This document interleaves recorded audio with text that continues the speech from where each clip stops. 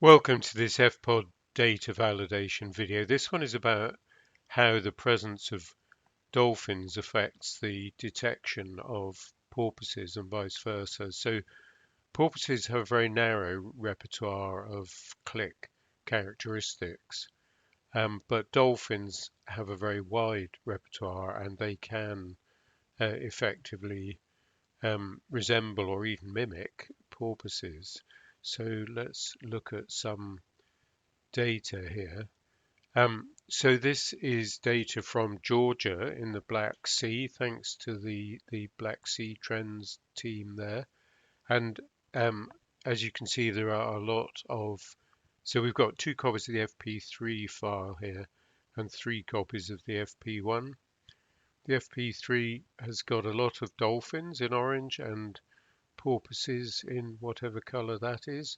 And if I put the pointer on there, and hit the down arrow, not the doom arrow, I hope. We zoom in and we can see that there's a group of porpoise detections mixed in the same minute with dolphin detections. Now, the basic approach here is to look at the frequency distribution and look for an encounter structure. So the frequency distribution is showing us. Well, let's just hit the graph button, see what that's going to tell us.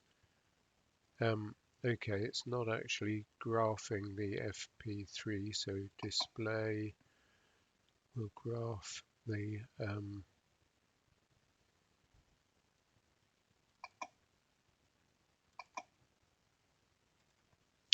right. That's the raw data. So I'm thinking like dolphins here and porpoises here, and the FP3 is essentially rather similar, but the high frequencies are showing up more strongly. And that's kind of what you can see here. Here's this high frequency band going through here, and here's the spread of low frequencies. So let's look for a porpoise encounter by moving earlier in time, which you can do with the scroll button on your mouse, push it away from you to go earlier. And the NBAH index is showing less clicks. But here, for example, there's a bunch of clicks and nothing, well, one little click train showing up. Here's one with nothing showing up above. Yeah, so that's a very short click train, but that's almost certainly a porpoise click train. It's got 6 clicks. It's got a bit of multi-path, which is all at the same kind of frequency. And it's got a very high narrowband, high frequency index. So it should really have been classified as a porpoise.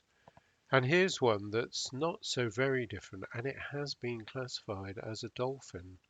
And that, unfortunately, is because it's picked up a low frequency click here, which probably was a mistake. You know, it picked it out there from it had a choice of these 2 clicks and it picked. So the classifier then thought this train contains low frequencies, so it can't be a porpoise. But actually, when we look at it, it's pretty clear it was, and all those were as well. So the porpoises actually are getting rather heavily suppressed here because the classifier has sort of got a temporary bias in favour of dolphins, which are very evidently present. You know, these are very typical sort of packets of dolphin clicks. We'll just go further, going earlier. And you can see the narrowband high frequency index clicks, they're kind of fizzling out, and now we've got almost none. You often get a few in among the dolphins, and if you get sediment noise, you get quite a lot in that, but not a very high values. So So what we've seen there is false negatives for porpoises caused by the presence of dolphins. So we'll have a look at some other data from the same site, Anaklia in Georgia. And I picked this because you've got porpoises kind of rolling along there and just a little bit of dolphin detection. So it's kind of the other way around from the other site. And if we zoom in on, this is the narrowband high frequency index. So it is showing, more of these high values when the porpoises are being recognized. And we'll zoom in here. And there it is. That's the click train that's been picked out and identified as a dolphin. This one has been identified as a porpoise, and you've got this low frequency background noise going on here. So if we graph that, you can see that huge spike in low frequency noise there. And I'll just get um, the frequency of the FP3, which is now dominated by the high frequencies because the low frequencies have been dropped. So the question is, could that be true? It's really barely. That's just kind of below what we well, no, it's just in the porpoise frequency range, but quite extreme in its lowness. And I'll just zoom out and then look earlier in time, looking now for a dolphin detection. So down here, we're looking for sort of packets of clicks that are not all at porpoise frequency colors. And, well, basically, we're not seeing any. We've got packets of porpoise clicks,